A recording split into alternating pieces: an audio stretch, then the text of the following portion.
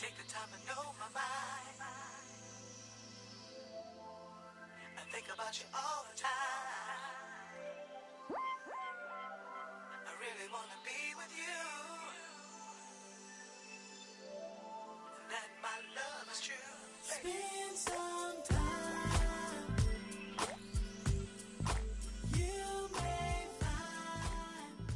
We are the voice of the community. Public Radio, WEAA, 88.9 FM. Marcella Chapard, the Bassman, hanging out in the studio right now. She's been called one of the most identifiable and consistently enjoyable singers on the scene today, and one of the best singers in underground soul. I simply like to call her Baltimore's baby girl. Ladies and gentlemen, please welcome the one and truly the only Maysa to our airwaves. How are you, love? Hello, honey. Oh, great. It is so good to have you back here in the groove with us once again. So first and foremost, let's go ahead and get some congrats out of the way. First off, congrats on your Soul Train Award, Soul Approved Underground Singer. How was that? That was a big surprise of 2009. I had no idea I was going to be nominated for a Soul Train Award. And it was just great going to the awards, walking down the red carpet. And the only thing that hasn't happened yet is I haven't received the award yet. Oh, wow. So I would like to see it. Okay, BET, let's go ahead and work that out now. Come on now. And you came close to getting on the Grammy. Yeah, I did. I was so close. The closest I've ever been. Had 8 pre-nominations. This time, that's the most I've ever had. I think they were telling me that the reason why I didn't get nominated was because I was in too many categories at the same time. Wow. I kind of canceled myself out. I guess I don't know how you do that, but that's what they said. You would think happened. that's a good thing. I know. I thought it was a great thing. And then they told me that when that happens, you kind of cancel yourself out. Well, we know with the work that you're doing now, the next year, you're going to make that Grammy nomination. Make sure. Yes. So congrats on this new project, A Woman in Love. Highly anticipated CD, awesome sound. Thank you. And this truly might just be the one. I think so. I have a feeling when I was making the CD, at first I thought it was a little too soon after Metamorphosis, because I thought that Metamorphosis didn't get the acknowledgement and the publicity that it should have. Right. But it was critically acclaimed, and it brought me a score of new listeners.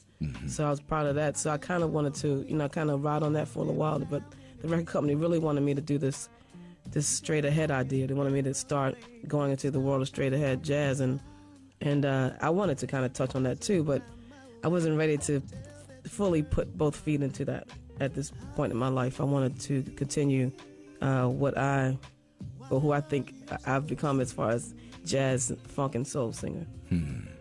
So the CD is called A Woman in Love. I'm not going to ask you the obvious question of, are you in love? Well. But my question is, who does Maysa love? Who do I love? Wow. I love the world. I've loved everybody since I was a kid. I have a beautiful family. My son, he just turned 10. I mean, I love making music. I love the idea of love. I love when miracles happen, when great things happen. I love when people come out in the midst of things, when we have terrible tragedies like in Haiti. I love that people are coming together. I mean, there's a lot of things I love in life. But as far as a personal thing, I mean, right now I'm in the back and forth stage of that personal love thing. And maybe one day it will blossom, and maybe one day it'll be somebody brand new. I don't know. That love thing is powerful, boy. It's let me very tell you. powerful. So then what does the title, A Woman in Love, truly mean to you? And how would you describe? Well, A Woman in Love, to me, is a woman. Okay, I wrote the song about a woman in love because a woman in love is a very powerful force. A woman in love takes on the world. She will do everything in her power to love and take care of the people that she loves. I am that kind of person. My mother's that kind of person. Most women I know who sacrifice their lives for the man they love, for their children, for their family, for the whatever job or whatever profession or career they have. When a woman is in love and passionate about something, she gives 1,000%. 1,000%. Brothers, do you hear it? A woman in love is a force to be reckoned with. Yes. She glows like the beautiful rays of the sun. Have you ever seen a woman in love? Have you seen a woman in love? She knows how to make sunshine out of the rain. A woman in love knows exactly how to kiss away the pain. A woman in love is more precious than gold. A woman in love is the truth untold. A woman in love seems to carry the whole world in her arms.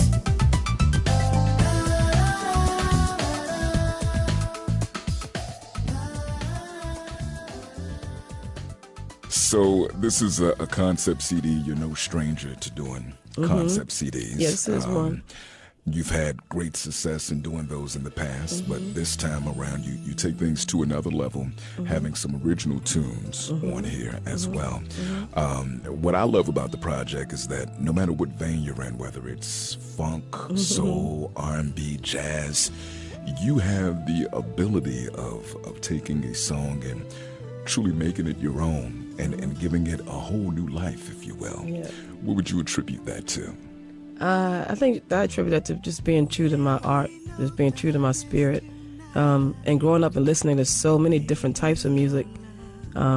It's ingrained in my spirit, in my soul. So it just comes out of me, and I enjoy making music. Like, for instance, this album, the original title was "A Woman in Love Then and Now." It's supposed to have been a half straight ahead jazz and half R&B, and the way I had seen the concept is that a woman in love, the way they would do it, Ella Fitzgerald or Sarah Vaughan would sing it, and all those great singers from then, and a woman in love, how singers of today, my contemporaries like Jill Scott and Angie Stone, how they would sing about a woman in love. It's different, just different eras, and putting them together. I also wanted this record, the straight ahead part, to be accessible to young people. Like young people who've never listened to, don't listen to Ella Fitzgerald right now, don't understand who Sarah Vaughan is, never knew who Sarah Vaughan was. To me, if they listen to that, like for instance, my 8-year-old niece, Jalen, she sings the heck out of what are you doing the rest of your life? She absolutely, and it just fills my heart to hear that little girl sing that. And she sings it so powerfully, you would think she's an old woman. Wow. And it's like, I don't know if she understands the words, but she just sings it with me, and it kind of makes me feel like I can teach now. And like I thought I could teach a long time ago, but part of me knew I wasn't ready. But now I think I could really teach young people about the art of music and singing, and I want to do that now. And when they see that kids, they can be influenced by whatever their parents or family shows them. For 8-year-old, like my son, I put the song Honeybee on this album because he absolutely loved that demo. Wow. That John Jones sent me. And he was like, "Ma, can you please put this on the album? I love this song." And so I was like, wow, I might have to do that. So I put it on the record, and it turned out to be probably one of the most popular songs that's going to be on the record, I think. Well, that's what it's all about, preserving the art form and making sure that the music lives on. Yeah. And it has to be a great feeling having the kids involved and your own son now picking tunes for your project. Jazz has come a long way. Yeah. So let's go ahead and talk about a few cuts on the CD. When I mention the name, you can let me know what inspired you to record it or just a little something about it. Okay. We'll start out with the just a beautiful classic, Thelonious Monk's Round Midnight, which opens up with a beautiful trumpet solo.